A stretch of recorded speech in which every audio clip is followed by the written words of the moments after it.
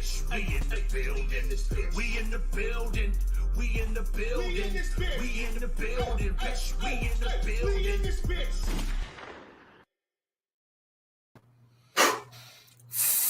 Finally, RZeroB and PTA have come back to BGN.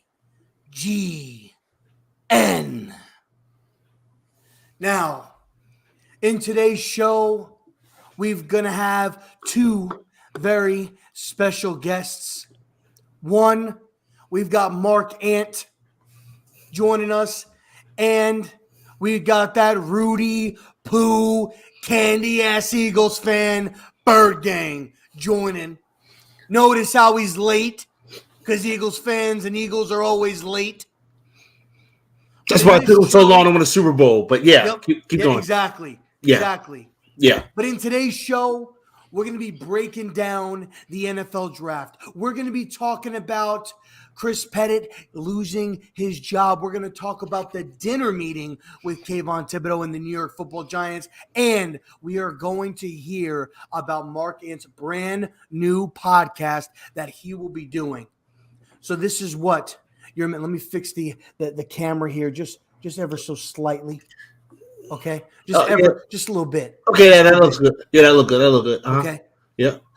I want you to go and grab your favorite snack. It could be rice cakes if you're dieting. It could be some donuts. It could be some Twizzlers, Skittles. It could be whatever you want it to be. Go and grab your drink, beer, water, coffee, you name it. Stay at your TV screen. Stay on your couch, your computer desk. Don't move a muscle, because you are going to miss the most electrifying entertainment Giants sports talk show of a lifetime. Because it don't matter what you're doing, where you're at. The only thing that matters is that you're here. And if you're not here, you are a Rudy Poo candy ass. Because to be the man. No, that's not it. No, that's not it. That's not it. That's not it. No. That's it. Hold on. This is it. Go ahead. For the millions in attendance and for the millions watching around the world. No, that's not it. No, that's not the right one. No. That's not it. No, that's definitely not it. Hold on. This might be it. Okay. What you gonna do, brother? No, that's not it. We don't even talk about that guy around here. No, that's not it. That's not it either. Is this it? Okay. Rest in peace. No. That's not the one. What is I know you I know you remember it. It's something about nasal patches. No. Something about bra or panties or no. Something about Pop-Tarts burning in the toaster. Burning Pop-Tarts. Pop-Tarts in the toaster in the kitchen, but we upstairs, so we don't know because we can't see it, but we kind of know because we can. Yes, you. Thank you, PTA. Yeah. Thank you, my friend. Yeah. If you smell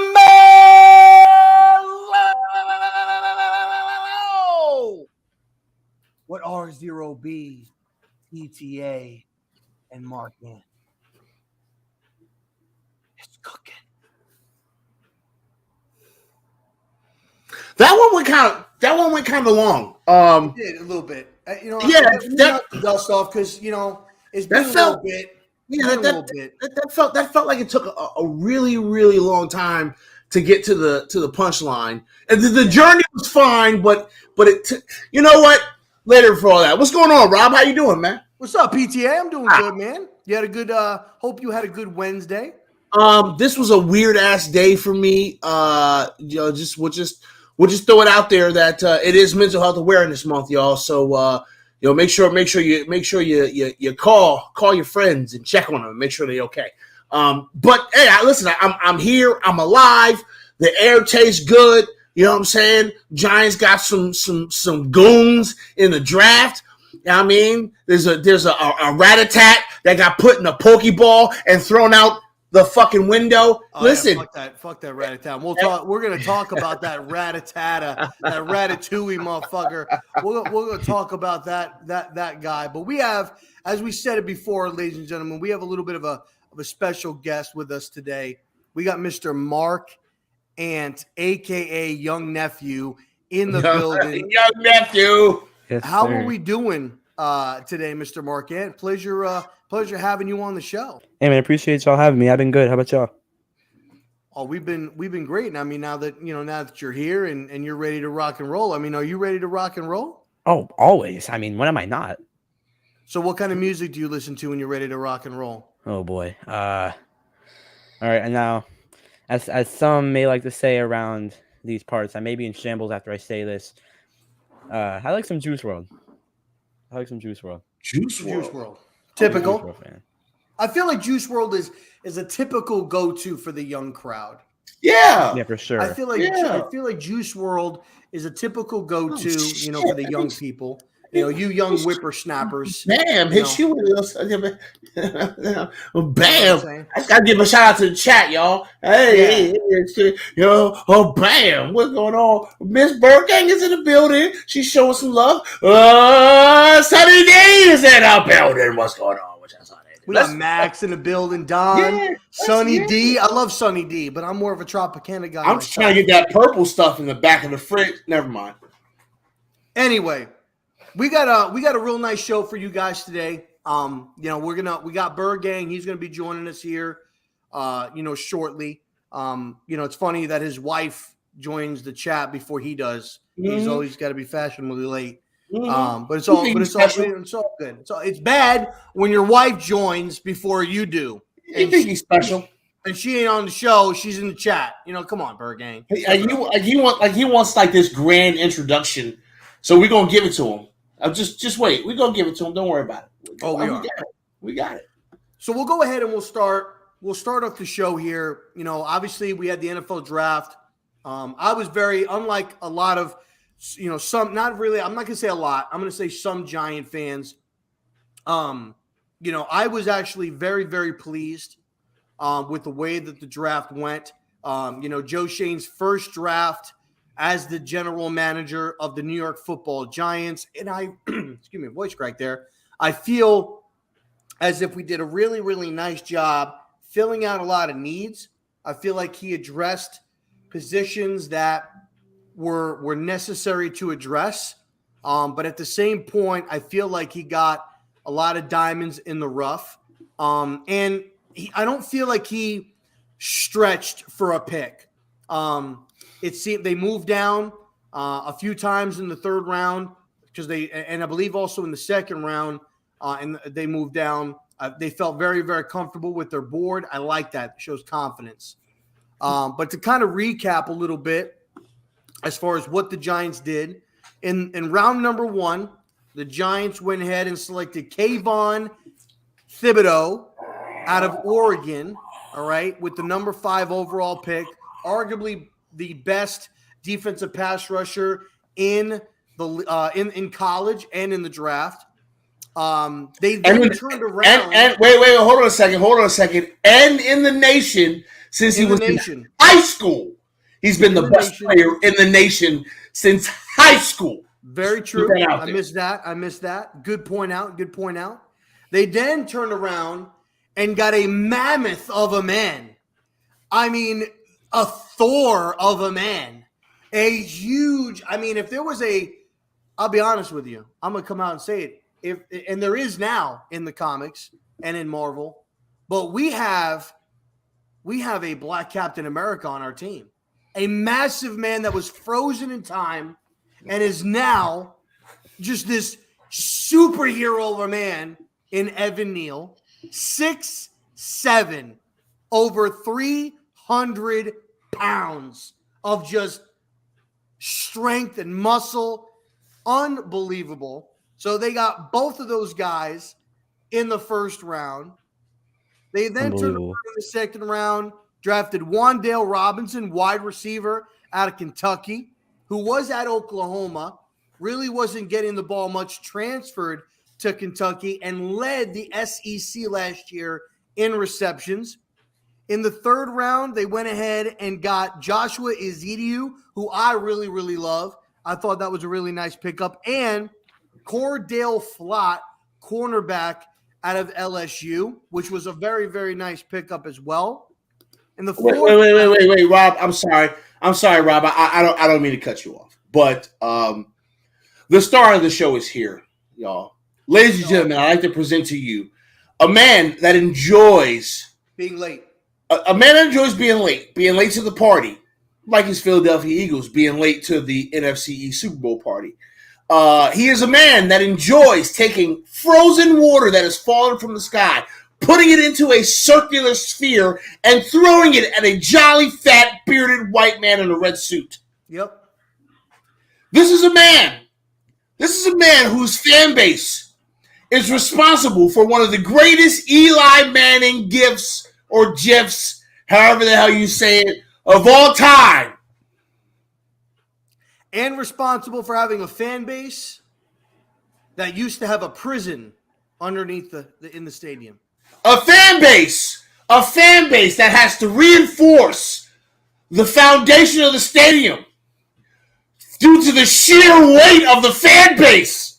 I'd like to present to you the founder of BGN, the man, the myth, the legend, a Bird Gang.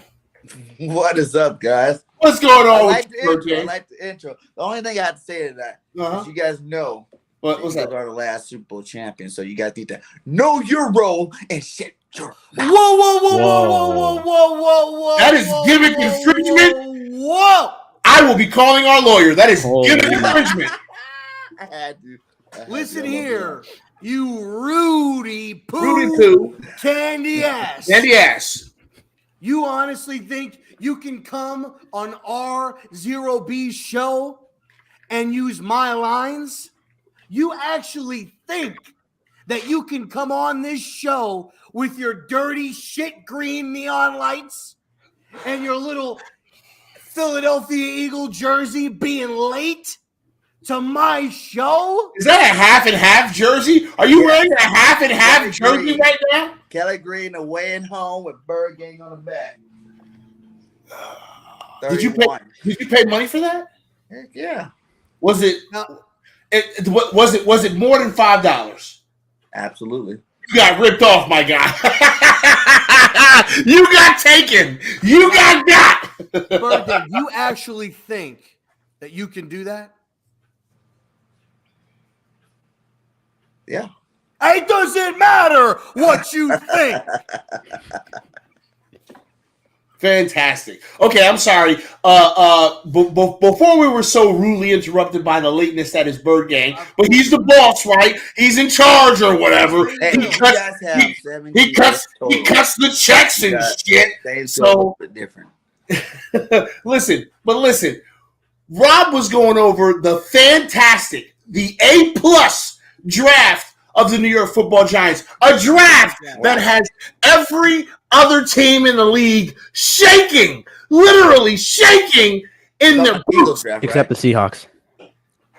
No, we're not talking about the shitty Eagles draft. I thought that's what you were talking about. Did the Eagles draft? We'll get into. Listen, all the Eagles fans are all hyped up. Oh my God, we got AJ Brown. He's gonna wear number 11. Dude, let me just go sa on that real quick. All right, I'll actually pause my Giants and sa that shit real quick. Okay? Wait, is that a new thing? Is that a new thing you're gonna do? Sa. Are we gonna have to like put that on a T-shirt? Because that's stupid as fuck. Okay. You got a wide receiver that has been in a run-heavy offense the last 3 years. He had 1,075 yards his rookie year. He had 1,050 yards his second year. He had 849 receiving yards last year when he played 13 games, and the majority of that Derrick Henry was out and they had to pass the football. They had to pass. And he had less yardage than the year prior. And now he goes to a team that does not have Derrick Henry. It's a primarily passing offense. Now, they ran the ball a little bit with Mr. Jalen Hurts because that's the only thing he can do. He can't throw the football. We know that much. He can't throw. Lamar Jackson, So but now worse. He's going to go ahead and be on a team that he's going to get double covered. And you think the Eagles, I love it, when the Eagles and the Cowboys and the Commanders fuck it up, they gave this man, hold on, $100 million. $57 million guaranteed. Weren't y'all in cap hell like 16 weeks ago? When y'all need a corner, We got Howie. y'all need a safety, We don't need anything. you We need ready. corners. You need I'm some sorry, wins. You guys but just need to learn I'll how be to honest run with a you. football Your game defensive first coordinator before you was come going on try the to field last spew year your with little fire Giants extinguishers. You hatred guys were towards getting my torched. Philadelphia Eagles. May I say? Who May I was the say? only team to go to the playoffs 4 out of the last 5 years out of all of us? Okay, and Who how many Super swept Bowls the have you won? Giants last year? 0 We swept the wins Giants last year. We beat you guys At once. this date and time, no Giants content creator can tell BG anything about football. We are definitely the kings of the East. We got way better. You're talking That's about funny. A.J. Brown, right? You're talking about A.J. Brown. That's only been in the league for 3 years. Justified. Pro Bowler. I'm just 2,000 curious. yards. Wait. 24 I need to know touchdowns. something. I need to know something. BG, I need to know something. How much did you smoke before you hit the turn camera button on thing? How much did you smoke before you Hasn't came in been a here lot. talking like this? Did you Hasn't smoke been a a whole lot. lot? Was it a lot? He just said, chatting. Hold on. Let me Get it out. Clear it up. do this real quick. You He need just to put some said respect on the the birds, my guy. Eagles You gotta put some are the respect on king birds. of the As long as you got NFC. Hold candy up. food stamps, you can't make Hold any up. kind of comparison and quarterbacks at all. Jalen Hurts broke records last year in his very first year. What records? Jalen Hurts was a Pro Bowl alternate. I Where think were Johnny food stamps? There wasn't. Are we celebrating no. somebody making the Pro Okay. Bowl There because was- somebody didn't want to show up? There, That's there, what we're wait, doing? what else? No. There was a That's record. like Patriots fans celebrating that Mac Jones made the playoffs. There was They there made the was Pro one Bowl. record that was definitely broken, okay? It was the first time in history that a team openly tanked on primetime television. So he did break a record. There was a record broken. It's never happened before. Jalen Hurts was a starting quarterback. He was the one that got Wait a bitched. minute. Like your wait a team minute. tanked. We're ass, though. But listen, Your team tanked so much. But listen, we don't say we're the pride of the NFC East. We don't talk like that. You know We why? just say the rest of You know y'all why? 'Cause suck your too. last time y'all wore a ring, it looked prehistoric. But when you wear one of these, I'm gonna wear it for you guys. How many of those do you have, though? One of these. 4. 4? What for? 4 championships. Technically, they have four. Technically, Super Bowls? no, but they have four. Technically, they have four championships. That's technically right. They But do who have has the technically they recent have one? four. What, Out of the AFC division. champion? You see that? Is that it? AFC champion? So let me ask you a question. How much money did you spend on that? Was it more than $10? I'm just asking the question, man. I just want to know if it was. Listen, if you paid more than $10 for a paperweight, Was that more than Paperweight is $10? heavy. This Was is that more than $10? paperweights are intended to be Is heavy. it refundable? Yes, I was going to say. Do you still have a receipt for that? Do you still have the receipt? I would return it. You need to take that back, man. I'd return it. I'd be You happy take with that $100 back. for that. Every time, Little Giants with every time one of these fucking Philadelphia chicken sandwich assholes wants to pull out their a ring that they never won. I like to pull out the ring that I actually did win. That's all I. What do you mean that's we all. never won? Did you win that ring? Is that your ring? Mhm. Did you win that? Were you on a team? Were you part of the team? It's mine. Because I like to just pull out my ring that I wear that I actually was. No, this was semi-pro actually. This was Nice. this was my first championship. bro. This was my first championship as a coach, not as a player. So Nice. This is one of my favorite deals. And I just like to pull it out. You know what I'm saying? When you got there in Philadelphia turduckets, like to pull out your bullshit video ring. That's cute. Real talk. You know, you guys need some corner help, right? You know that. No, I don't. Oh dear Lord. For real. Like, listen, can we use an upgrade at corner? Yes. Do we need to worry about it right now? No. Why not? But it would be One, smart to. JG's second year in the defense. 2, we got a guy named Nakobe Dean. We got a guy named. He's not going to play. That's a lot. Nakobe Dean's not playing until next season. Nakobe Dean's not playing until next season. Don't Stop forget it. the first round draft pick, the beast of all beasts, the biggest defensive lineman, most athletic defensive lineman ever to come out the draft, and Jordan Davis. So You gave a linebacker. I agree. I agree with now, Jordan Davis. I The agree reason that why Jordan we Davis is a good player. was But I'm because just the saying, linebacker sucked. like this isn't Madden. This ain't backyard ballers where you could put a defensive lineman at corner. All right, you guys were getting. I mean, there's no question about it. Our Your corners defensive weren't getting backs were getting torched. Steven Nelson actually had a good year last year, so our corners weren't getting toasted last year. It was our linebackers getting come on. roasted. If you look up their PFF grades, I guarantee you Who they was- both let up who was Slade- QB rating was higher Slade than 75. a Pro Bowl or not? Who? Did he have his best career as an NFL player last year or not? Who? Darius Slade.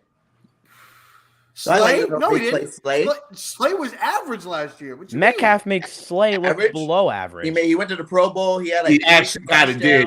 Really He had though. picks. He Shut down every Metcalf receiver. dunked his nuts Yeah, Metcalf. all over Slay. Oh, yeah, Metcalf 2 years ago. Metcalf has we were dunked 4 his well. nuts Yeah, that's all what you're talking over about Slay. last year. I'm being, keeping up to date here. Last year, Darius Galladay's Slade gonna dunk his nuts Little How listen, many touchdowns? all even though over Slay. he's a giant, I still like Kenny Galladay, and Kenny Galladay would. And the sad part is, he would make Darius Slay look stupid. Did he? All right. Did you not I watch personally football think- last year? Because they No, played us okay. twice, and nobody on the Giants did anything to the Eagles. They have Danny Dimes at quarterback. Thank you. You still got Danny Dimes at quarterback. Thank you. Not for long. Listen, not for long. Not for long. If this Right. asshole plays the way he's been playing, his ass is out of here. If that He's gonna team, play. if- What's the dude name from?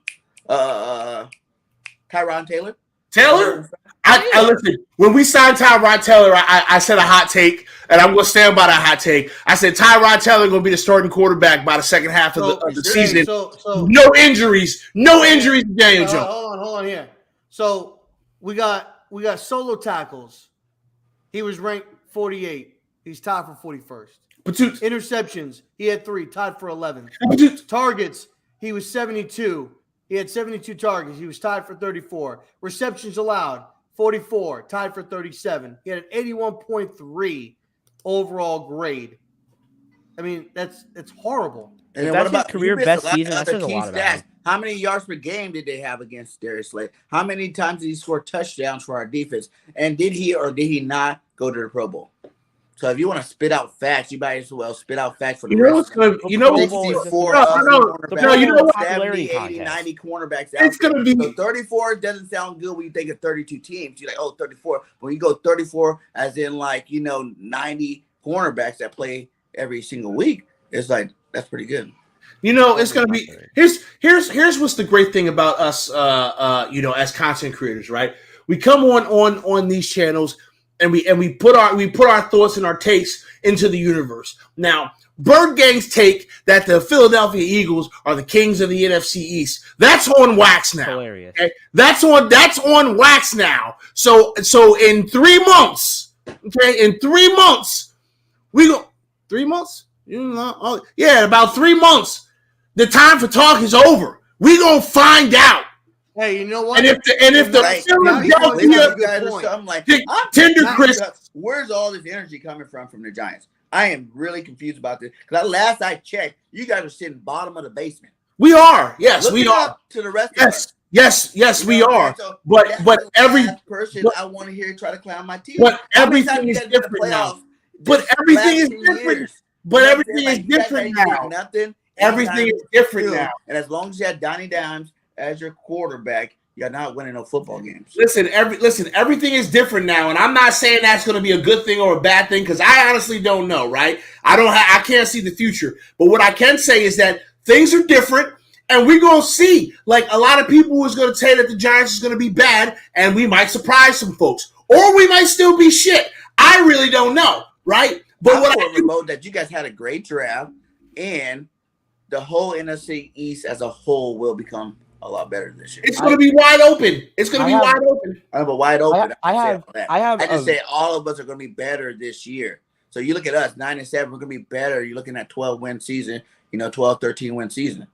The Cowboys, I don't even know if they probably break even what they did last year. You guys will win. You guys will win 10 tops. And I think Carson Wentz really going to change hard.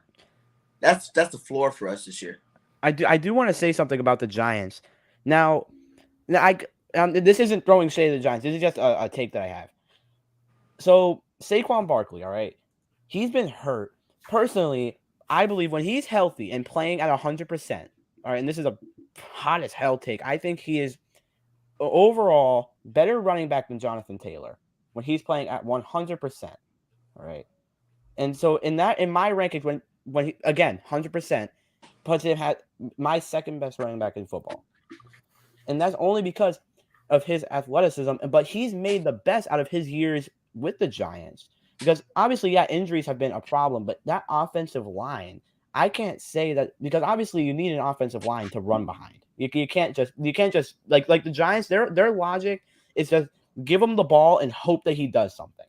That to me that's what their logic looks like. Listen, and this offensive line, if this offensive line is as good as it could be, then Saquon may have a crazy ass year. Like. Right. Don't be surprised. Don't be surprised if Saquon is killing numbers. And you did say it, Rob, because you said he was going to have like a shitload of yards. I said he was going to have like 1,400 yards on the ground. It's a ridiculous take. It is. Well, I don't think it's that ridiculous. That Saquon's a beast. He just hasn't been healthy. He hasn't been healthy. He hasn't had the blocking or anything. And hopefully, Saquon. And they definitely addressed. And let's get back with the draft here real quick. Because Burgate come in late.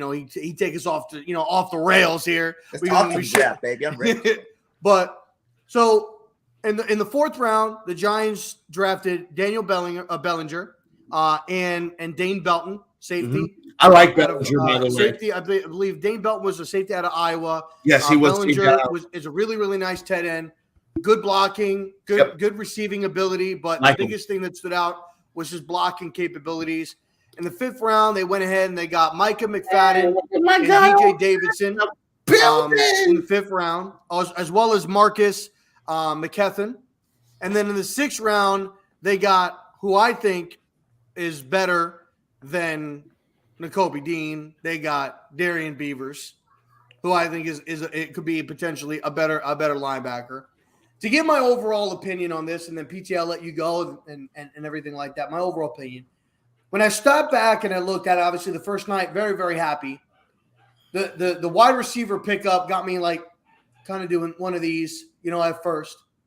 But when I thought about it and I looked at the regular draft, the rest of the draft, I was extremely happy with what I saw. Wan'Dale Robinson, who was at a big-time school in Oklahoma, who transferred, led the SEC in receptions last year.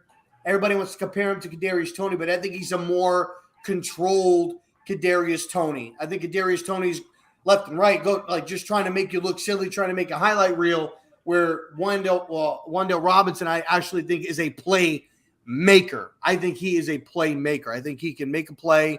He can do what he needs to do. I really like the pickup. My second best pick that I thought was Joshua Ezekiel. The guy is versatile. He's played left tackle, left guard, right tackle. In drives, he would play left tackle and left guard the same drives. It's so crazy. In the same drive. I've never seen that done. That's crazy. It is. It's crazy. I love the dude. He's got a little bit of a stutter, but he wants to go out there and he wants to make it known, like, even though you have this, you could still do what he's doing. I love what he's standing for. I love the player. And I honestly think that is going to be our starting 5 offensive line is going to be the Twin Towers that we got now and AT and Ian, Evan Neal, Andrew Thomas at the tackle spots. I think Ezekiel is going to take that number 1 left guard spot, John Feliciano at center, and then we're going to have Mark Glow at the right guard spot. That's my thoughts. What were your thoughts on the draft, PTA? I am actually very happy with the draft. I think that excuse me, I think that we don't need to talk about our first round picks. Okay, they were the consensus number 1 players in their positions for years and years and years and years and years. Okay, up until recently, the for some reason the consensus number 1 always seems to drop and someone's better. I don't know why that's a thing, but whatever. The Wan'Dale Robinson pick is very interesting to me. I've done a lot of research. I've watched a lot of film. I've read everything I can find on pretty much every one of these draft picks just to kind of get an understanding of who they are and how they can be utilized. And here's something very interesting. There was someone that was talking about Robinson and said that, in his opinion, the best fit for Robinson was Kansas City. And immediately I thought of Kefka. And I was like, boom. Like, we got – if he fits good in their scheme and our offensive coordinator is a coach from the Kansas City's team, perfect. So I was happy with that. I would have shortened this as much as I possibly can. I love the fact that we got both guards from North Carolina. I think that was a smart pick, a smart move. You already kind of talked about the first one, right? Versatile, very skilled, can play a lot of different positions. He's got a lot of power in his punch. I like what I see from him. And then the other guard is a little bit more of a project, but he still has a lot of qualities that I really like. Daniel Bellinger, I think, is a great pickup. I think that Bellinger is going to be a surprise, one of those surprise mid-round picks that we're like, how the hell do you fall that low? When we look back at his career. But I think that kid can ball. I'm very happy with that. The other person I want to specifically talk about is Beavers. I don't know why Beavers was sitting there in the 6th round. Beavers should have probably been picked up at the bottom of the 4th or the top of the 5th. Beavers is a great football player. Mm-hmm. He is an outstanding football player.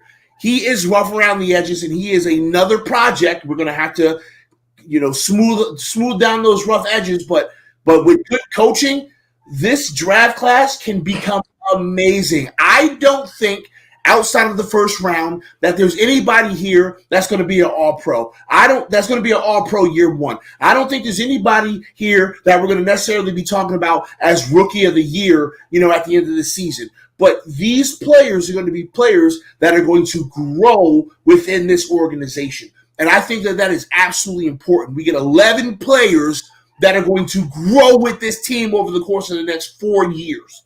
Okay? Some are going to be hits. Some are probably going to be misses. That's the way the game goes. Everything that you do in the draft is a gamble outside of like the 1st round, real high up. Everything else it's a cross your fingers and hope your guy is there. So I'm happy overall with the draft. I think that we got a lot of depth. I think that we got a lot of players that are going to be key role players going to help with the rotation. And I'm excited to see how this coaching staff uses this team, because I have no idea what they're going to do. And that's why I can't say that whether or not we're going to be good or bad, because I haven't seen these guys do anything on the field yet. So I don't know.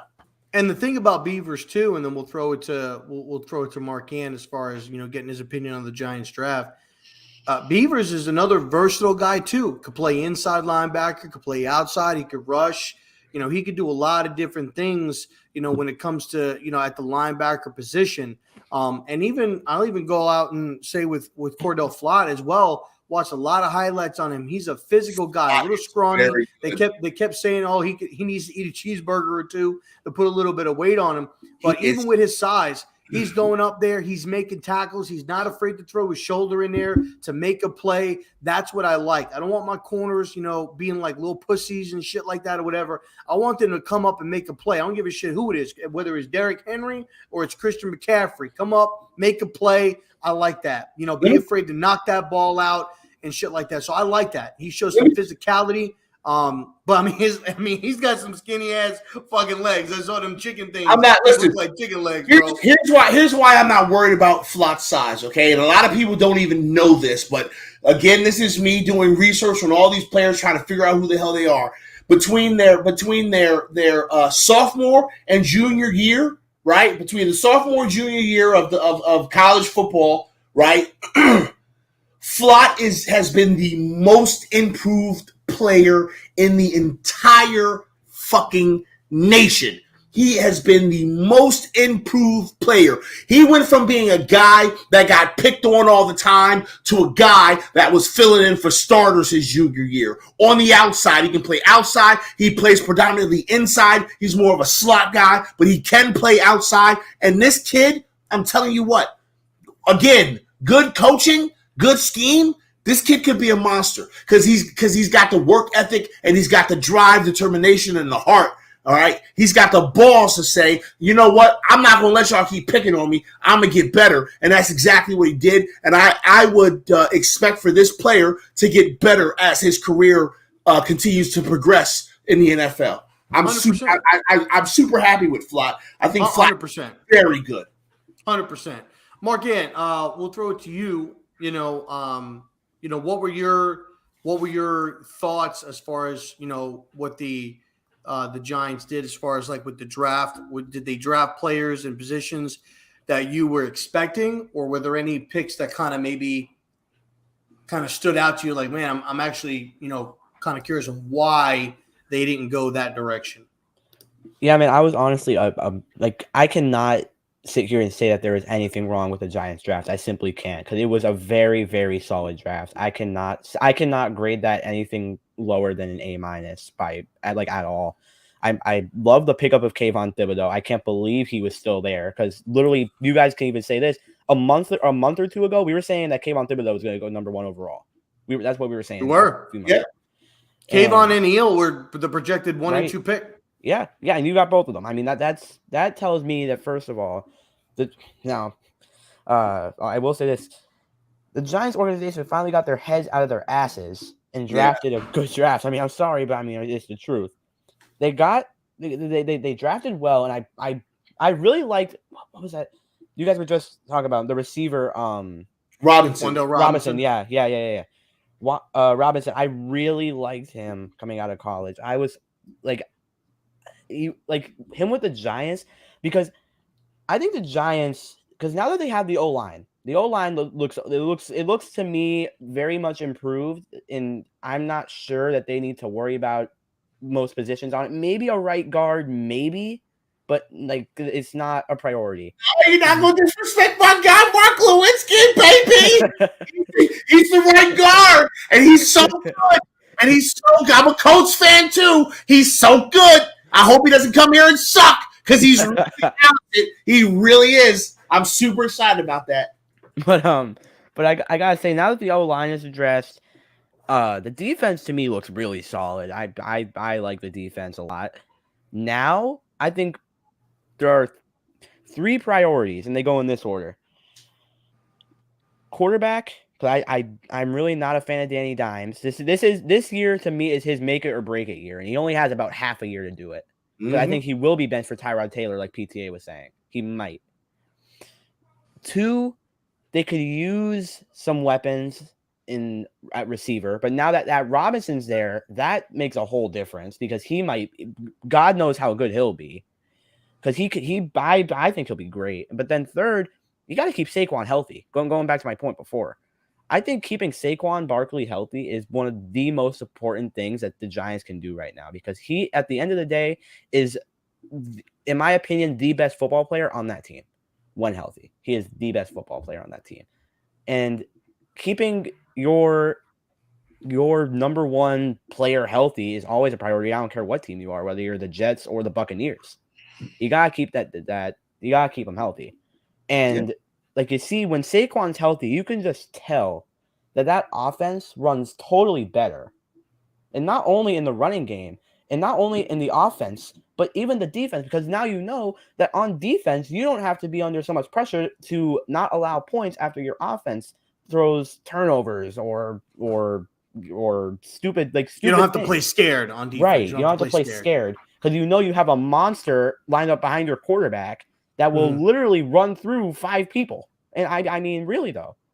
So like, keeping him healthy, I mean, I think it's a no-brainer. Like he's been hurt, but again, when he's healthy, he is a top-tier running back.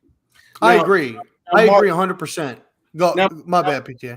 Good. Now, Mark, you did request a little bit of extra time in this segment to talk about your Seattle Seahawks, and I think this is a great time. So, please, sir, go ahead. Boy. Let's know how you feel about your team, the Seattle Seahawks, and their draft. And oh boy. So the draft.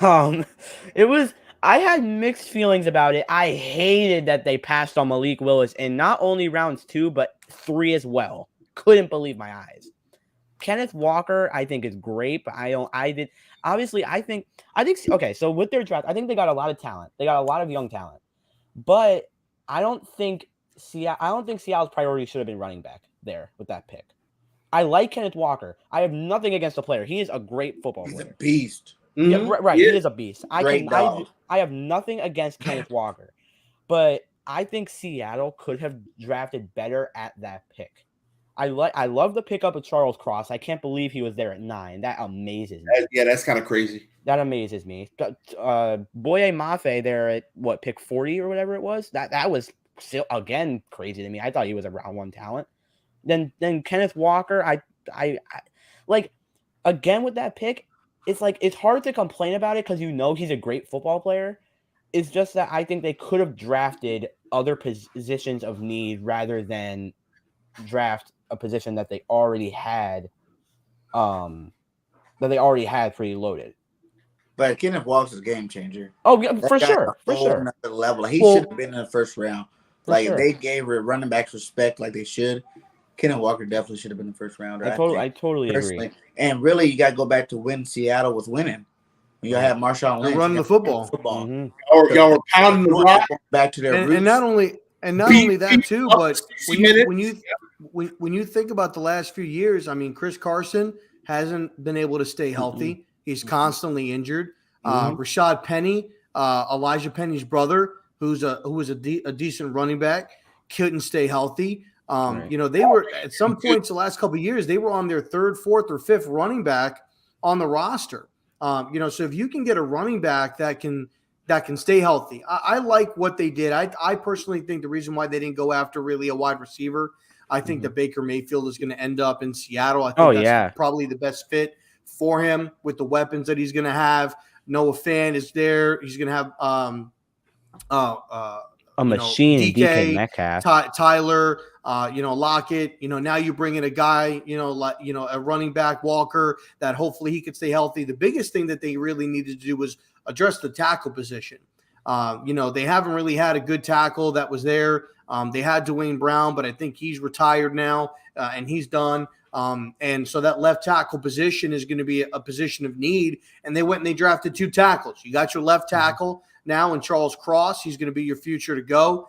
Then they drafted a right tackle who's going to play there. They need to get that offensive line and those 2 pillars back to being solid. Hopefully they can have a solid running game, with Walker that they drafted. And they still have good wide receivers. The real concern that you guys have is on defense. To be truthfully honest with you, you lost a lot, especially losing Bobby Wagner. That's like losing half your team. That was huge. Like especially now that and losing Wagner, that to me ties into the Russell Wilson trade in my books, because I think the organization may have been trying to deal Wagner before the Wilson trade even went down, because I see Wilson, right? He gets dealt, but I see reports coming out now saying that Wilson he was trying to recruit Wagner to Denver before the trade even went down. And let's go. And like to me, seeing Bobby Wagner in a Rams jersey is just going to be fucking awful. But anyway, It's like I don't get why you cut a player of that caliber and not only cut him, but let him go to a rival who is the defending Super Bowl champion, but you also happen to play that Super Bowl champion twice a year. And they already have a powerhouse defense, and now they're adding one of the best linebackers in football.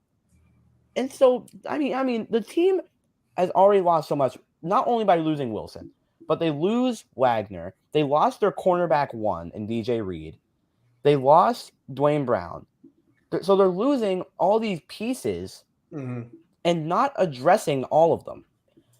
Offensive tackle got addressed pretty quickly, like through the draft. Because I did like the pickup Charles Cross and Abraham Lucas. I like those pickups. So the tackle position got done pretty fast. But other than that, they addressed linebacker partially, Boye Mafe. Then you didn't address quarterback. You didn't address corner. You didn't address defense at all in that draft. I saw one corner. I saw Kobe Bryant. That was it out of Cincinnati. Mm-hmm. So it's like, you could tell that they're definitely hitting the reset button, right? I think, and it's time that they do it. You don't want to be stuck in a generation. They've had Russ and they've had Bobby there for a decade. And, it's time to kind of hit the reset button and get fresh, get young. Because honestly, I don't think that Pete Carroll's going to do it for much longer. The guy's 70-something years old. Yeah. I still think he could coach, but, it's definitely, it was definitely time to hit the reset button and get the pieces. And, you address some positions, and whatnot. And I'm sure you guys will continue to address it either through free agency or through the draft.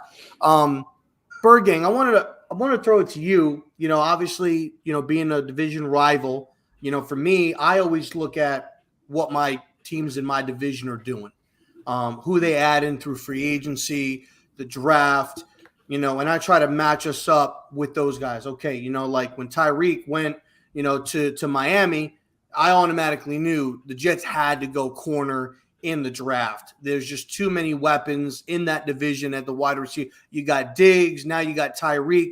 There's just a lot that's going on. They got Parker and over in New England. So there's a lot of weapons there. So you knew that they had to go corner. And obviously it's no secret the Giants have been the joke of that division. The whole division's a joke, but the Giants, I feel like, have been the biggest joke of that division from a performance standpoint. When you look at this team now and what they did in the draft, do you look at that? Do you eye what other teams are doing in your division? And with what the Giants did with adding Kayvon, with adding Neal, having a healthy Barkley, now with the head coaching and the coaching staff additions, seeing how Buffalo and Kansas City was operating, does that concern you being in that division? And if it does, what positions or players are you looking at to see how your team matches up against the Giants of maybe a player that could potentially cause an issue or may be hard to overcome? That's a lot. Okay, that's a lot to start out. But I get it. I watch all football, every team. You know what I'm saying? I love seeing teams get better in general. It's a better product out there on Sunday. So even when I'm not watching Eagle game, I can go see a good game somewhere else. You know what I'm saying? Even in our division, like I said, we might talk crap to each other, you know what I'm saying? But no one else outside the division can talk crap about us. You know what I'm saying? Like we got each other's back in that aspect. Like we are the NFC least right now, but I think that trend is going back up. All teams are getting better. And that cycle's always been. We used to be the dominant team in the NFL for a long time. Then we went back down, then went back up, then went back down. You know what I'm saying? Like that's just part of, evolution of football, I guess, But in terms of you guys' draft, I think you guys nailed it for real. Like you couldn't really pick two better picks, the first two picks, you know what I'm saying? People really slept. I thought Thibodeau should have been the #1 draft pick. Straight up. Like that dude's a beast. And people were hating on what he did with social media, like he wanted to go make money other ways or whatever. Who cares? He's a little kid. He's a youngster. Let him go out there and be who he is. As long as he's on that football field, putting up big numbers, then leave it alone. Thibodeau's, I think, definitely probably is going to play with a little chip on his shoulder, since he wasn't. When the draft talk first started, he was the #1 pick, and then he slid to you guys. So I think that was a steal, and that was a great pickup. I think he's going to be a problem this year, especially I'm a USC fan. You guys got the big cat in your D line, Williams, and them two guys together. Woo, that's a problem, In terms of your second pick, Neal, you guys need an offensive line. I'm here in Alabama, man. I watch every single Neal game he's played. That dude's a beast. He's a great offensive lineman. He's definitely going to plug and play starter, and most of them Alabama linemen that are good, they get drafted high, Pro Bowler, consistent Pro Bowler out there. You know what I'm saying? That's where you expect from there. The rest of the draft, like I said, the cornerback was cool. I like that guy. Rondell Robinson's underrated. That's a good receiver there. If we would have got him late in the rounds, I wouldn't have been mad about the Eagles doing that. But the whole thing about you saying, I love Beavers too. Like I think he's a good linebacker, but he's definitely no Nakobe Dean. Like they're two different levels. You know what I'm saying? Like those two. I mean, it depends, man. Two different levels. Yeah, but something wrong with Nakobe. Why he slept was because this year. Look at so many players that even didn't get drafted that were unrestricted free agents that went to teams. Like we got Josh Jobe. You know what I'm saying? He played for Alabama too. He went against all the best receivers. You know what I'm saying? He held his own. He was a good receiver. Cornerback. Everybody thought he was going to get drafted. He never got drafted. You know what I'm saying? Like this draft this year, and that's why so many teams are saying they had good drafts. That this draft this year was loaded with talent, man. Especially on the defense. You know what I'm saying? Especially at receiver. So it was loaded with talent. So people slipped farther. Like who thought we would? Everybody before the draft, especially in Philadelphia, Nakobe Dean was number 15. You know what I'm saying? Like, hey, go get Nakobe Dean number 15. We need a linebacker. You know what I'm saying? And we got him in the third round.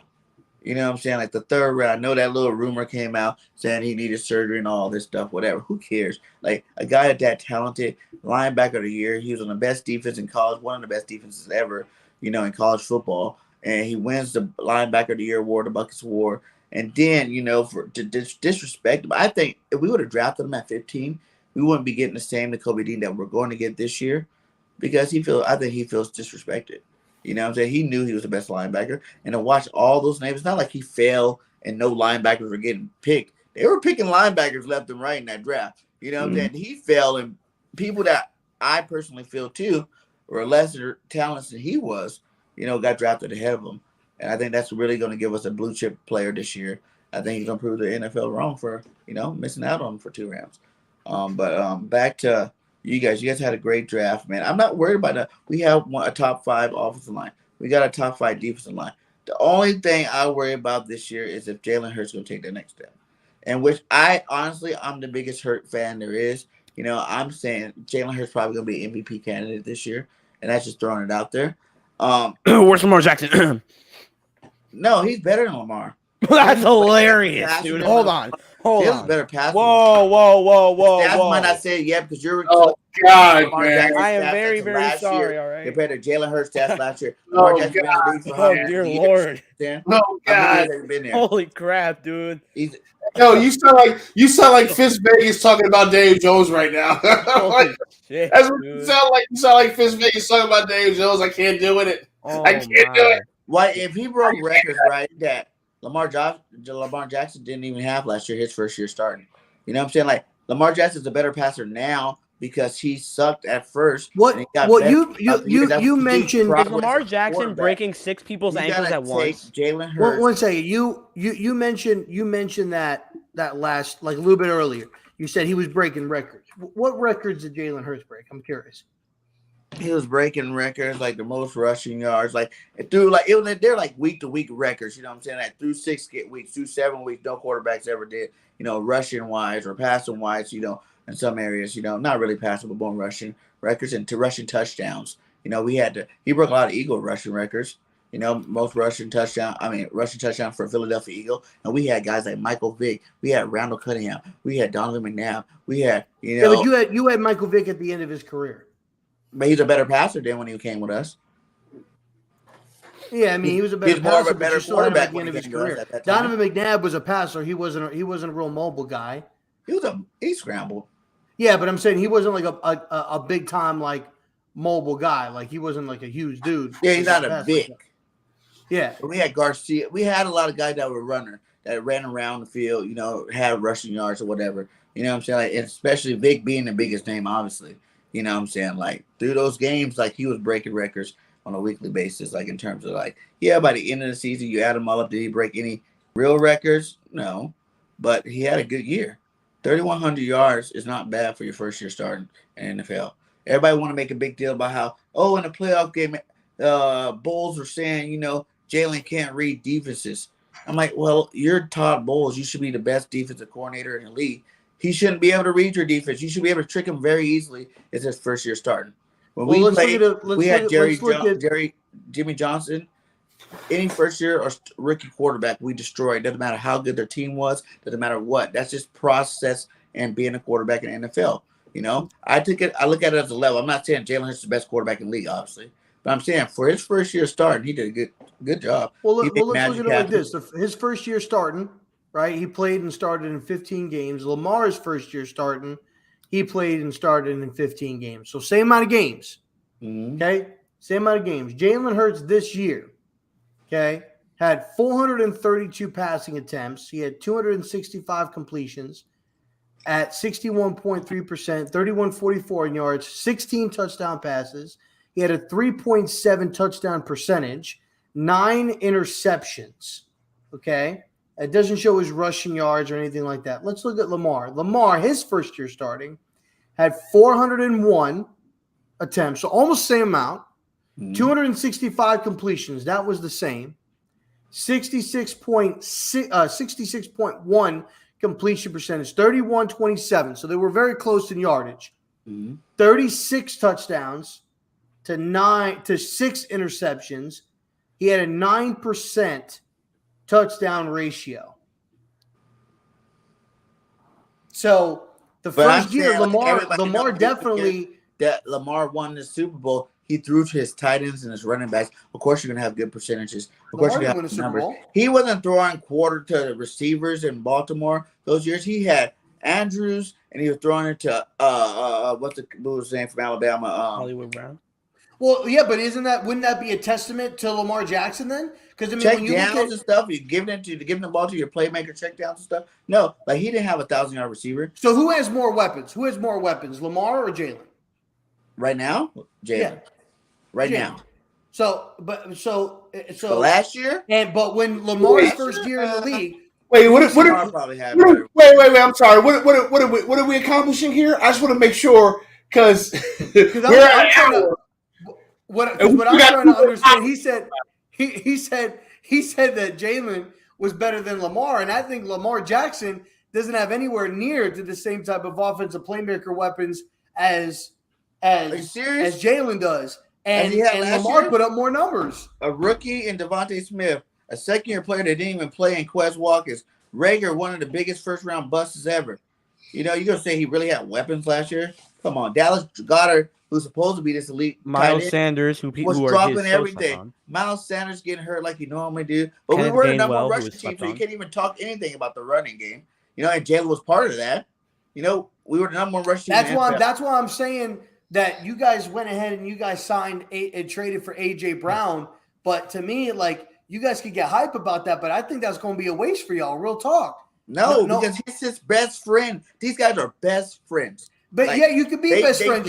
Hollywood Brown and Lamar Jackson were best friends, and that didn't really work out. And now Hollywood's in with Kyler Murray, who are best friends. Listen, what I'm saying is, when you look at it from a schematic standpoint, and this is how I'm looking at it. I look at Philadelphia as more of a passing team than the Tennessee Titans. Now, Derrick Henry missed the majority of pretty much. I think he played 5 weeks, and then after that, it was Ryan Tannehill was it, and they were passing the ball a little bit more. The running game still working. He's primarily running game is still working.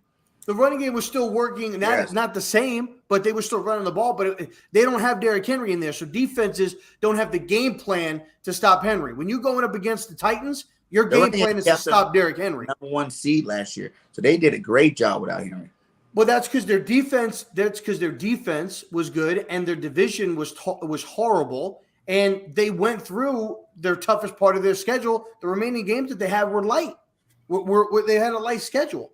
But when you go up against the Titans, your game plan is to stop Derrick Henry. You're not game planning to stop AJ or Tannehill or anything like that. So now he goes into a system with the Philadelphia Eagles, who are primarily a passing team. He's going to be going up against more coverage. So if he was barely Not breaking, really. Devontae Smith was double team all last year. He was a rookie. We have 2 starting receivers now instead of 1. but they're gonna, if you're a defense, year. you're going to choose to double team AJ or Devontae. You're going to double team now AJ. You double team AJ, and Devontae's going to eat you up. But that's what I'm saying. Like, you paid $100 million for a decoy.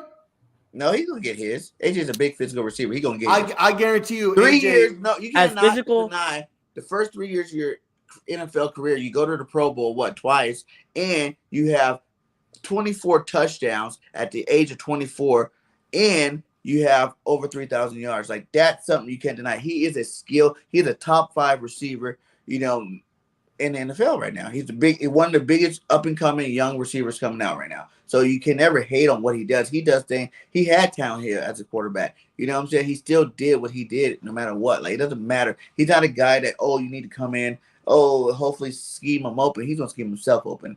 You know what I'm saying? He's a beast. When he get the ball in his hand, he's like a running back with that football in his hand.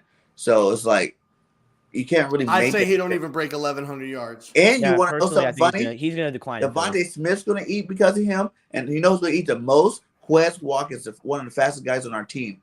He's going to go be going against third corners. I agree that you definitely He's got some talent, 100%. But you got to have a quarterback that can throw the football. Jalen can throw the football. Oh, no, he can't.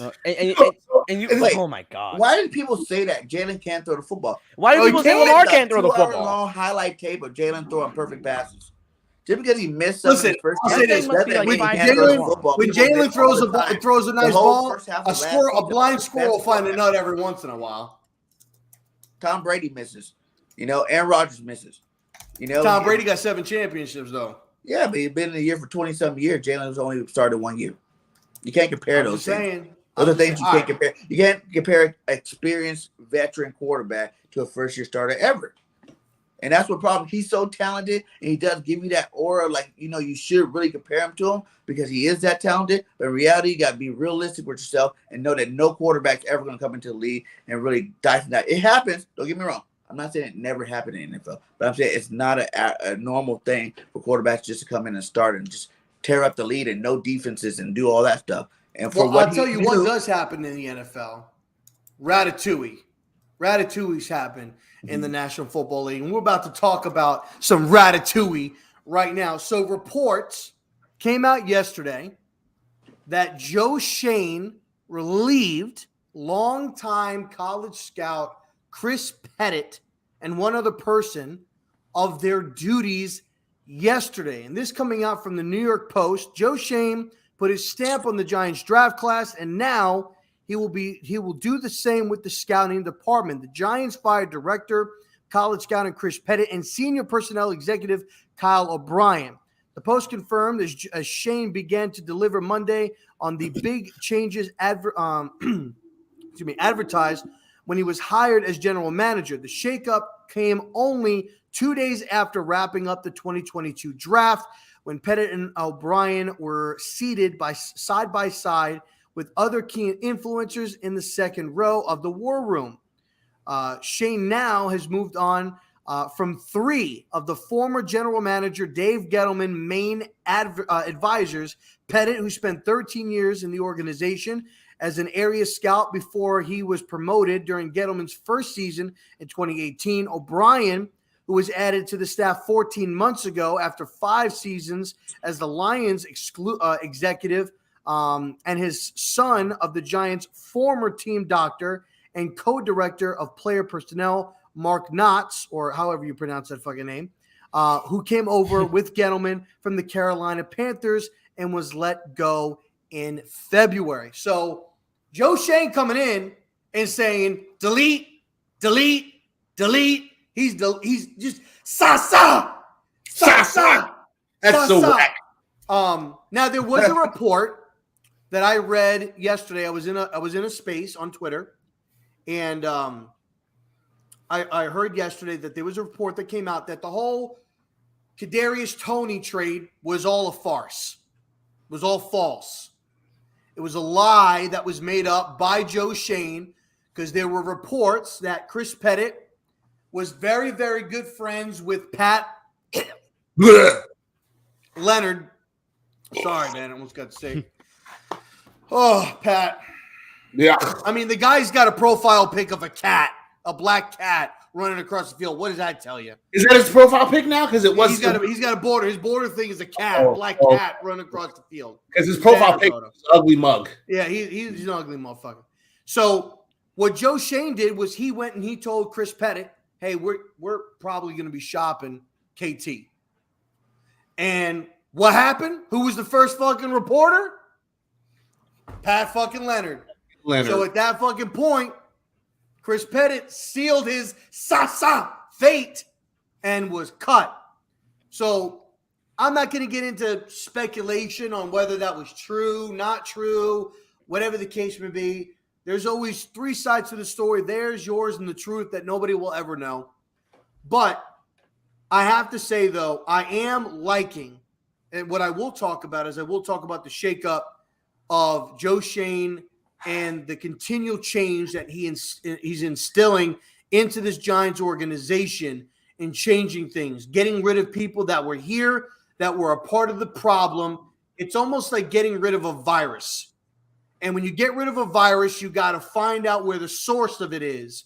And when you find out the source, you just hit it with a bunch of antibiotics and you kill that shit off. And that's what he's doing. He's finding out the source of the virus that's been infecting this Giants organization for years, and is going ahead and he's treating this slowly but surely with 2 tablets by mouth per day of antibiotic and healing this Giants organization from the inside out. We got rid of 3 Dave Gettleman guys since February. I absolutely love this move. You knew he was going to do it. The only person that's still there is Kevin Abrams. He's still there. So, and I'll be honest, Joe Shea came out and said that he doesn't think Kevin Abrams is doing a good. Kevin Abrams actually stepped down, took a demotion to stay there, which I like. So that was cool. So PTA, your thoughts on this report? You don't have to really go too much into the speculation part of it, but your thoughts of now this being the third 2 and 3 of former Dave Gettleman guys leaving, and what are your thoughts in that, and how do you see this scouting department going forward, and how maybe Joe Shane is going to be running it? So when I first heard this story, it didn't really click to me, right? I just kind of thought, oh, well, everybody, shout out to Levance. Levance, what's up, baby? Appreciate you. I was just like, oh, yeah, it kind of made sense that he probably want to bring his own guys in. And then I started to hear the murmurings where this Kadarius Toney stuff was the bait to try to get someone to spread some false information.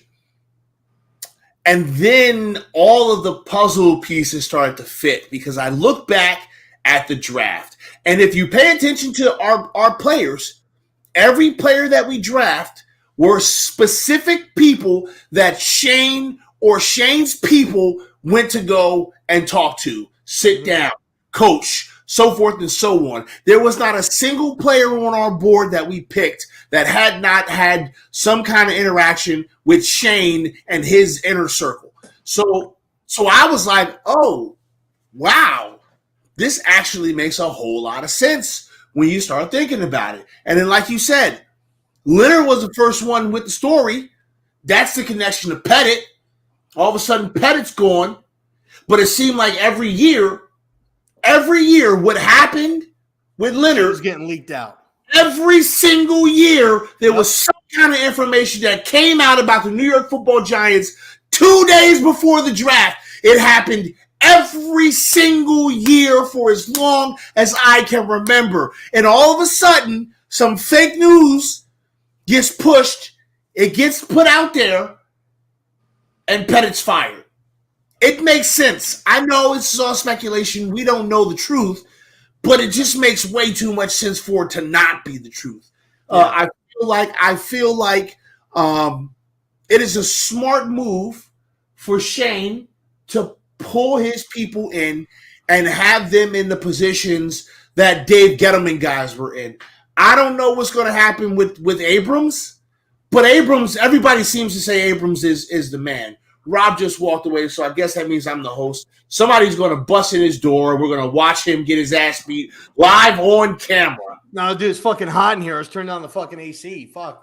But yeah, that's kind of the way that I feel about that situation. It's a very interesting one. I mean, listen, I just feel like this whole situation is crazy. And I feel like everyone can kind of relate to this, right? Because there's a mole in every organization. Everybody knows there's a mole in your organization, telling people stuff that they shouldn't be telling people. And I think the fact that we caught our mole, that makes me happy. I feel good about it. 100%. I like the fact that we're taking care of this. It seems like Joe, like I said, I think it's Joe. Another thing that I really like, man, and maybe that's because he's new and maybe he'll take a step back, in his second year.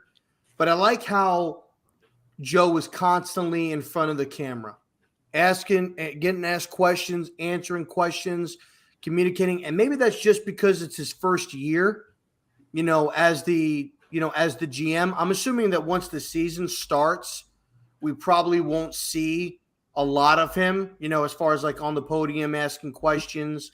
It'll be more Dayball. And I kind of felt bad for Daves because the press conferences after each day with the draft, the majority of the questions were directed towards Joe. Rightfully so. He's the GM. I get it. But Daves was just sitting there waiting for somebody to ask him a question.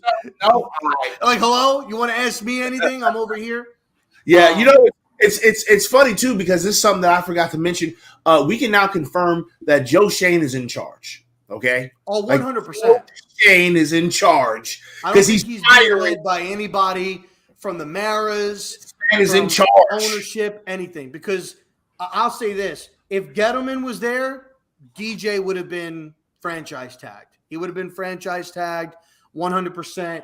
And I don't know if you guys had an opportunity, any Giants fans out there, to go and listen to Dave's interview on the Tiki and Tierney show that they did yesterday. But very, very good interview that Dave's had, talking about the players and kind of talking about KT. And wait, my bad.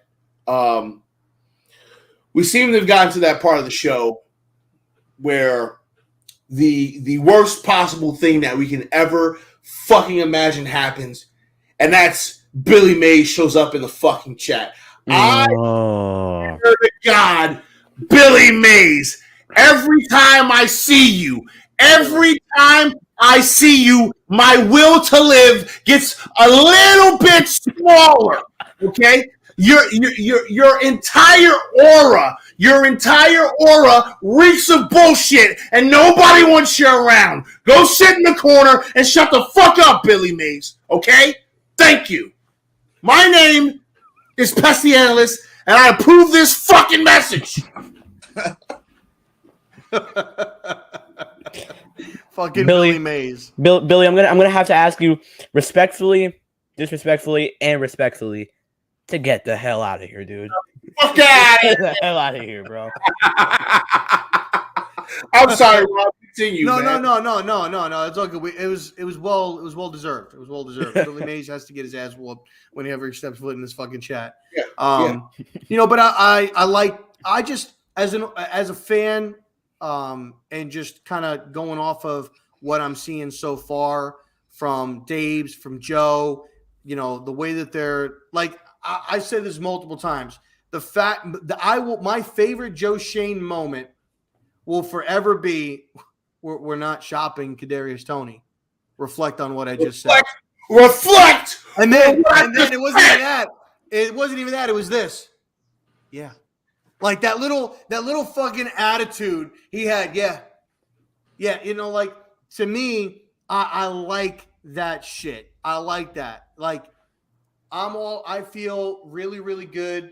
You know, like there's times when I'm watching Dayball, I'm watching him talk, and I find myself like just smiling randomly.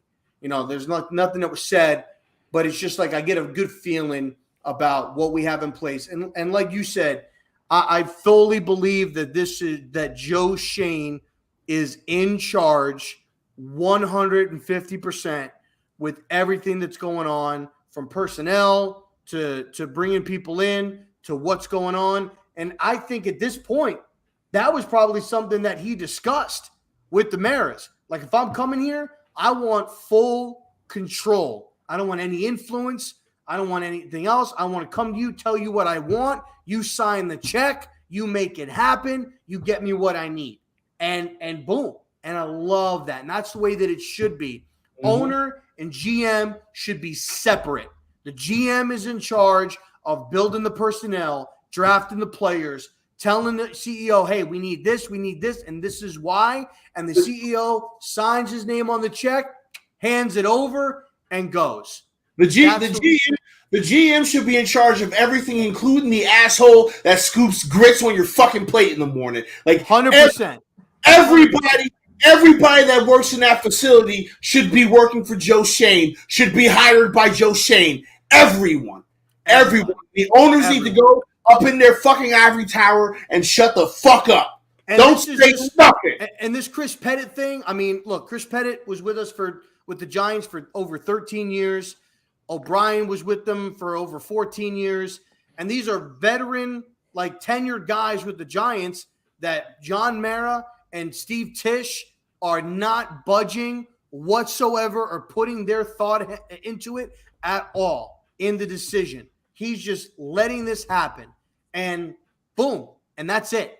And so, and I say that to kind of go into this segment, and then we'll begin to wrap it up. I want to hear from Mark Gann and his amazing podcast that he's got going on. You know, I say all that to kind of go into this segment here, there was a lot of reports that Thibodeau fell because of his off the field antics. I think Berghain kind of brought it up a little bit, and before it was like, you still take this dude number one. Like, who gives a shit about what happened? Not like who gives a shit about what happens off the field, but like whatever he's gonna do, he's gonna do. But like everybody wanted to say, oh, Kayvon's falling because of his attitude. Supposedly he goes out to this dinner with the Giants, and something is said. He gets upset and walks away.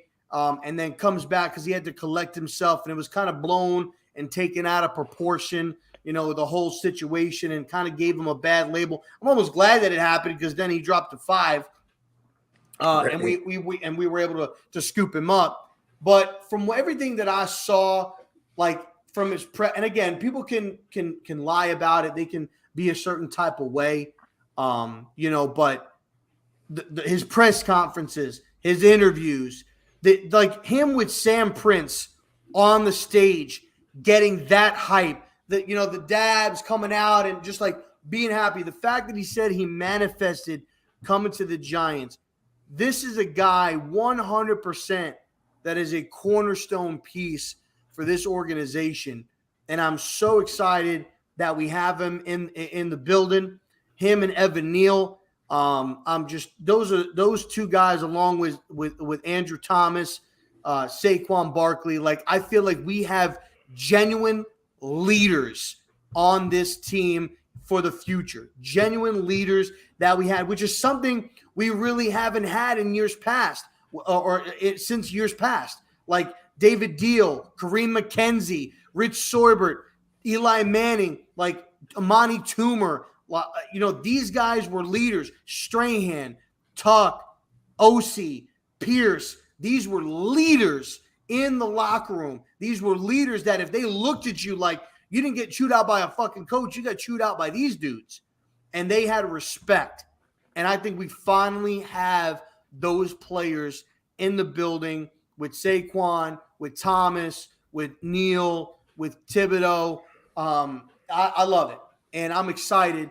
And I think that the Giants, and I said all that to say this, I think the Giants and Joe Shane are extremely intelligent now when it comes to evaluating players and not knocking a player down on your board strictly because of one interaction. I think they really looked at the whole picture and they saw that this kid had a lot to offer. And I think you said it, PTA, all of our picks are 21 or younger.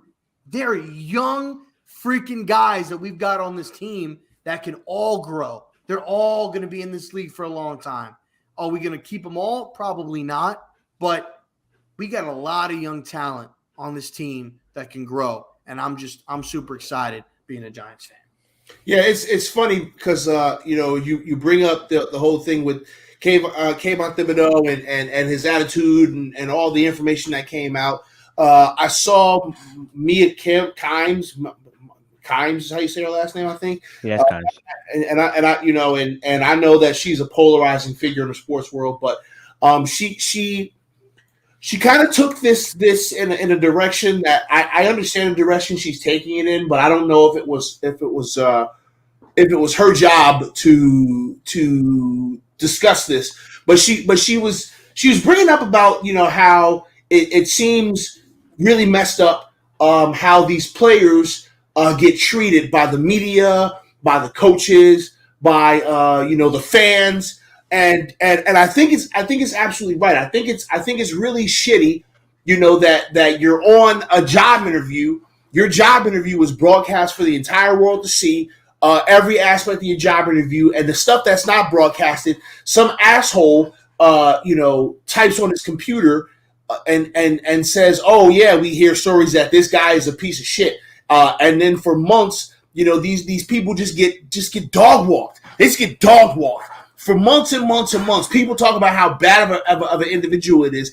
And I've always hated that. Now, I understand the thought process because it was kind of explained by the Giants that, they wanted to see if they could push his buttons and how he would react to it because, hey, you're going to be in New York, right? You're going to be in New York. You're going to be dealing with New York media. New York media is some fucking clowns. They ask stupid-ass questions that'll piss you off. And Thibodeau needs to be able to be in front of that microphone and keep his composure. So I can understand why they would do that. But I also feel like that interaction may be the reason why some people said that he had an attitude problem. And if that's the case, I really think that that's messed up. But I really want to hear from Mark and Bergame because they've been quiet. What do you guys think about the situation with the with Thibodeau and the way that these prospects are treated, throughout the draft process? What do you think? And let's start with Bergame, man. What do you think about this, man?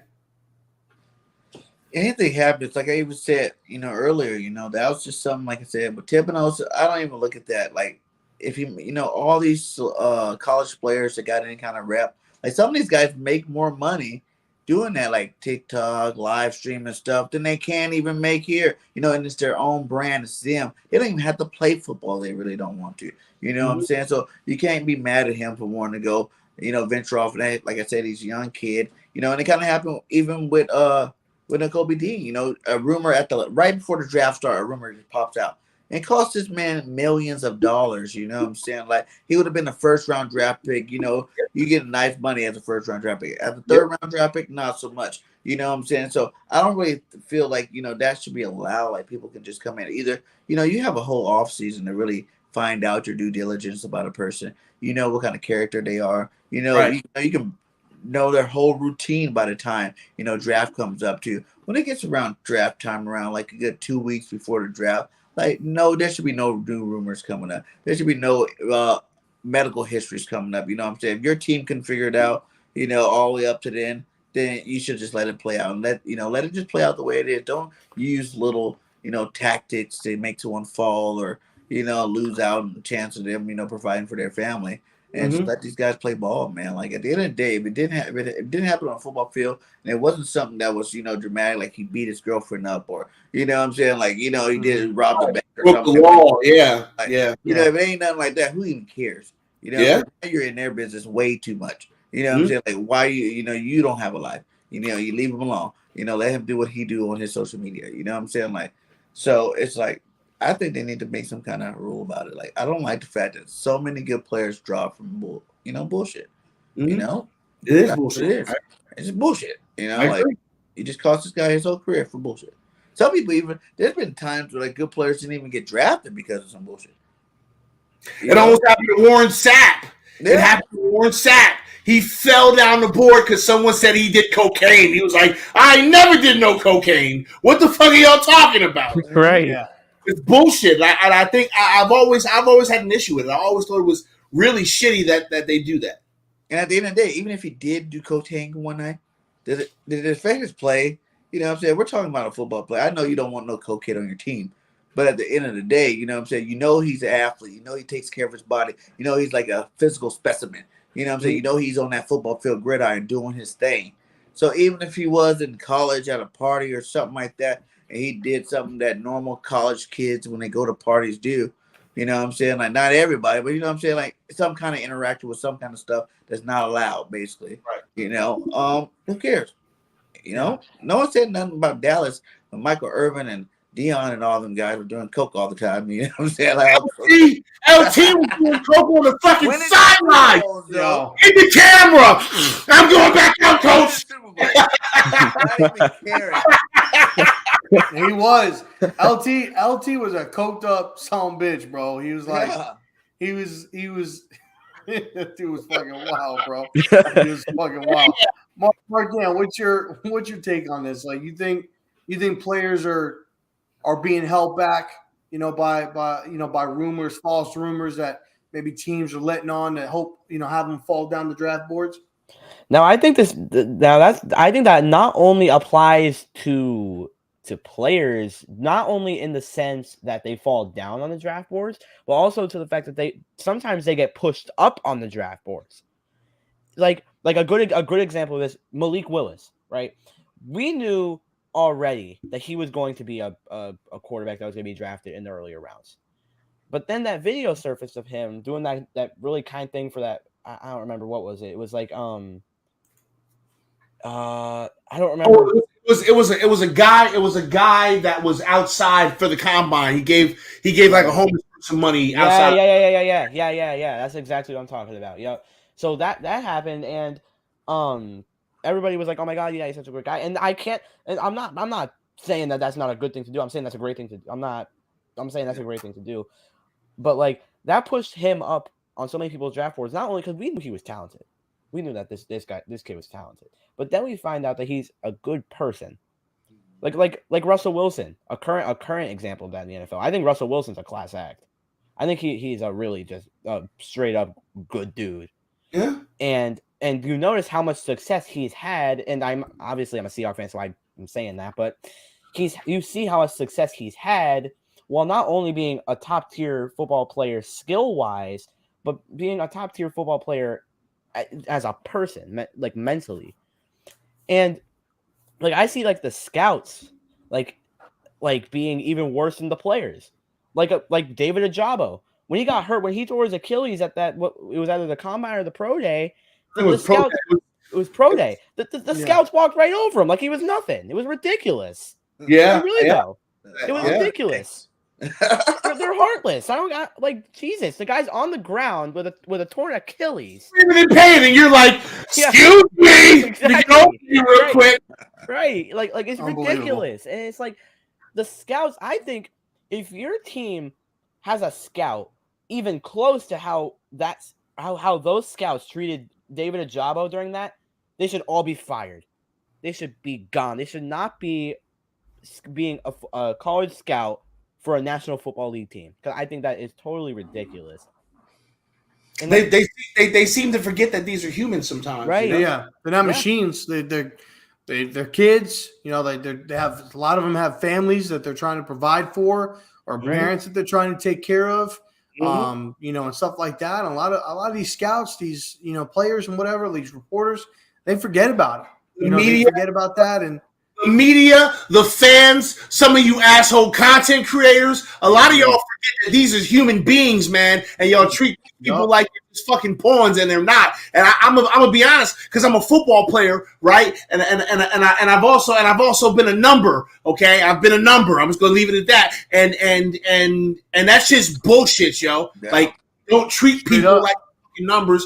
Don't treat them like they're pawn pieces of toys. These are human beings. So when you put out that someone is an asshole when they're not, that's a shitty thing to do. Right. And like Bird Gang say, you cost people money. If I was a number one draft, if I was supposed to be the number one overall pick, right? And then some rumors call me to fall down 20 spots. I just lost a fuckload of money. Yeah. Facts. I lost We'll a find out lot started that of rumor money. too, and there might be some problems. Bird Gang's you are 100% all the way correct, yo. You fucking with my money now. Yeah. I think that shit is whack. Right. 100%. And even that, like the biggest thing is like, don't act like you don't remember when you were 21. You know what I'm saying? Like these guys, it probably, if you wasn't no superstar athlete, you know what I'm saying? Actually, you don't know what it's like at all, 0%. You know what I'm saying? When you're a big superstar athlete in these big colleges, man, life's a lot more interesting than just being a normal guy going to school. Let's just say that, you know? And like you just act like no mistakes going to happen. You make mistakes as an adult. You don't think you make them when you're 21, 22. That should have no bearings on their draft status. When you come to drafting football players, you know, and the Eagles really, like, for years, Howie, this is his second year drafting SEC players. You know what I'm saying?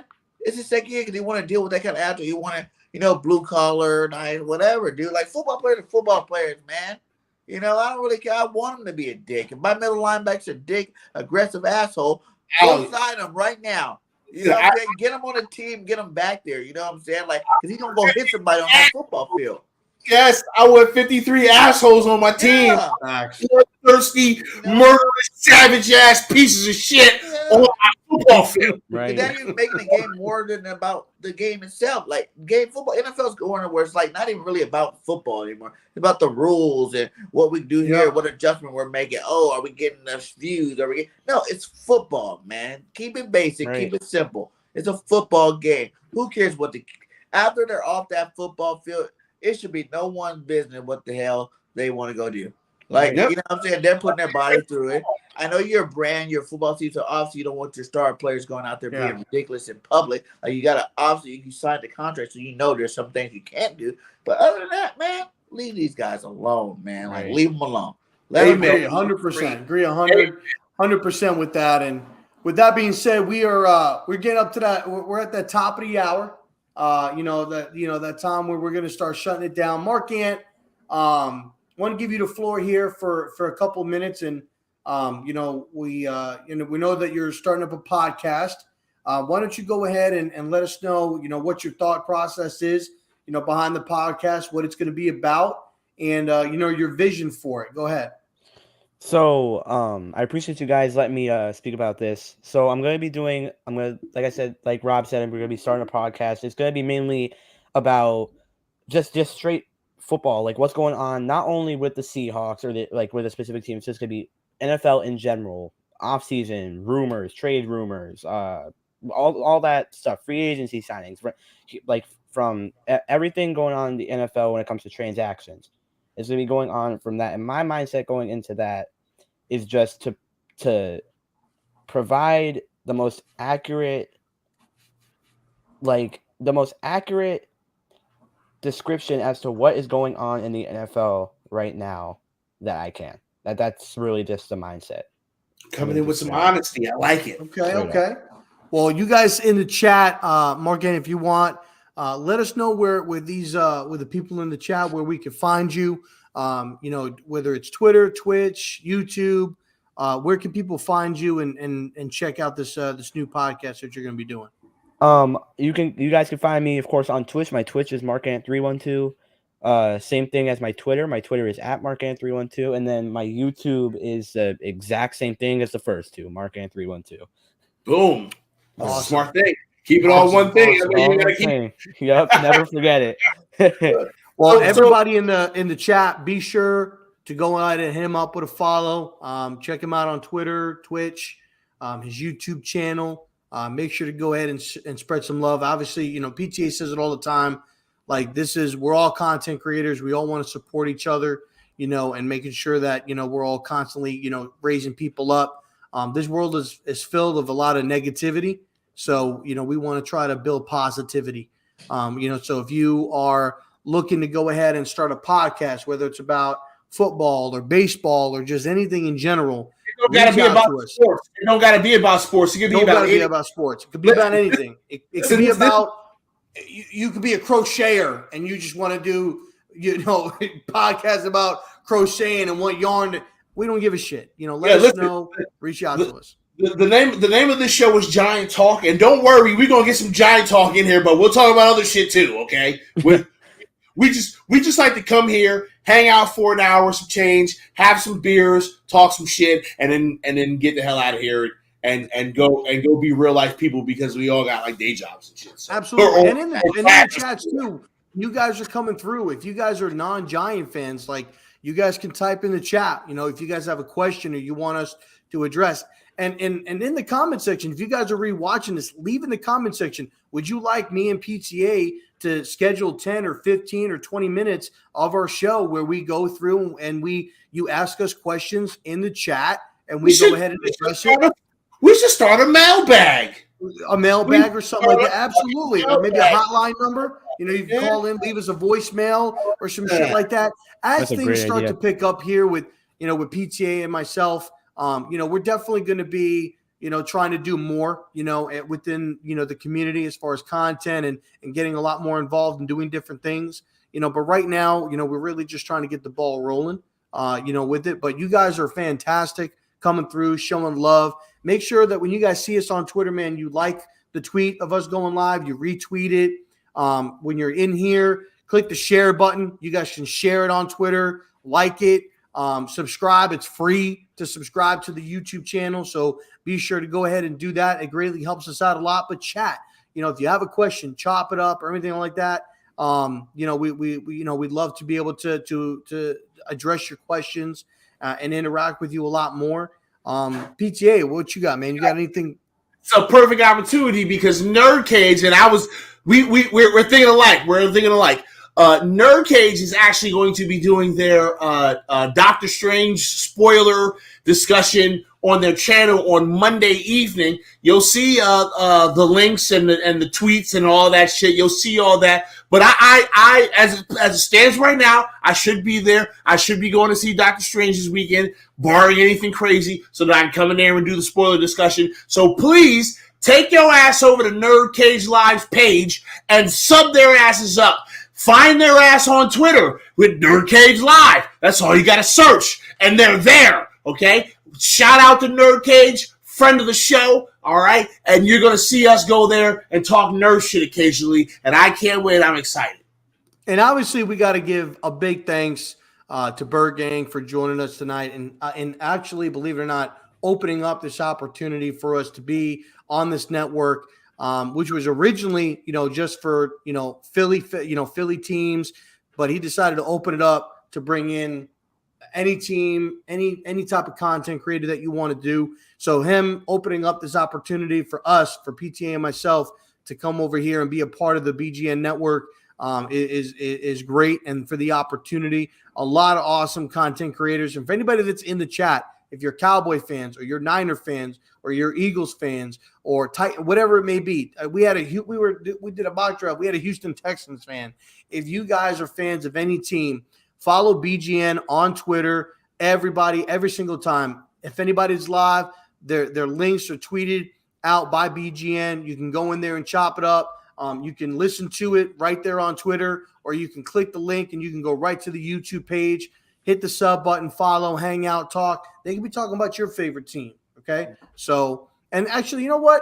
On this video, if you're watching this, let us know in the comment section, who is your team? Are you watching this live, or are you watching this after the fact? Are you watching it post-live?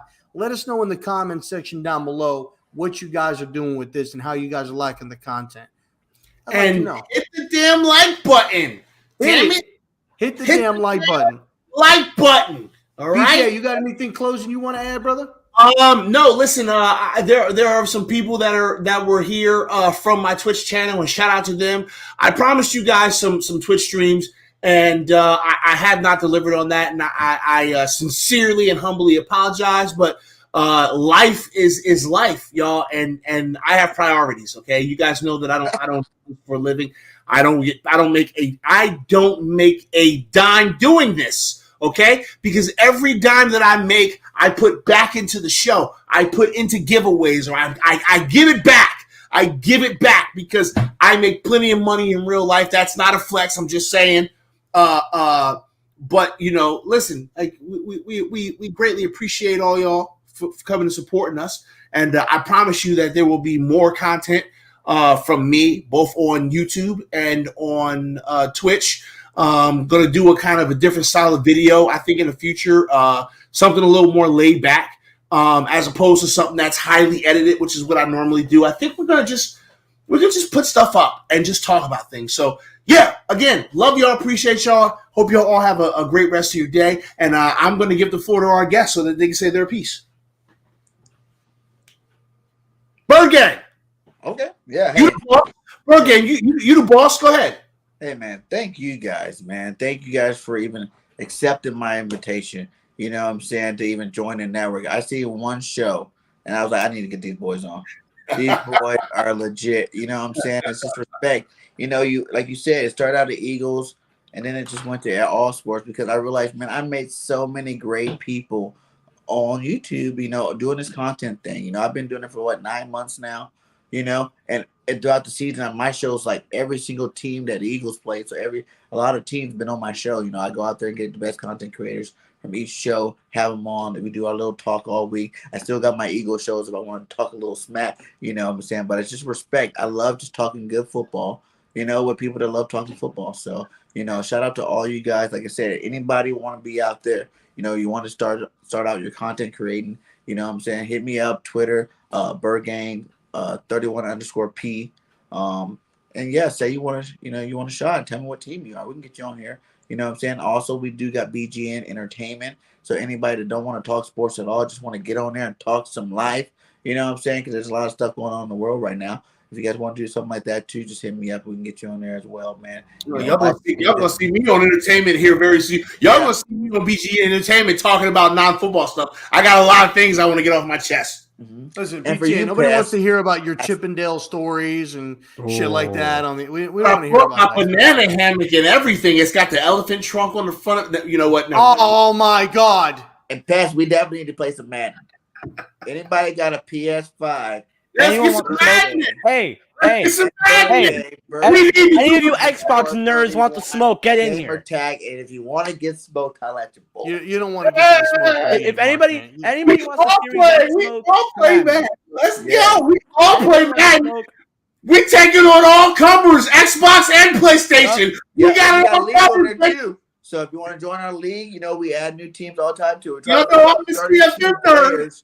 All content creators or fans. That'd be awesome, so we can play, play some games with each other, We need to talk about that, by the way, BG, because I am the CFM nerd. I am the official fucking Madden CFM guy in these damn streets. Everybody knows that. So I will definitely fucking Roger Goodell over here. I will definitely make sure that I plug your guys' league. I try to plug my league. I try to plug as many leagues as I possibly can. Shout out to OGN. All right, that's our other family over on the Twitch side. Shout out to them. So yeah, I listen.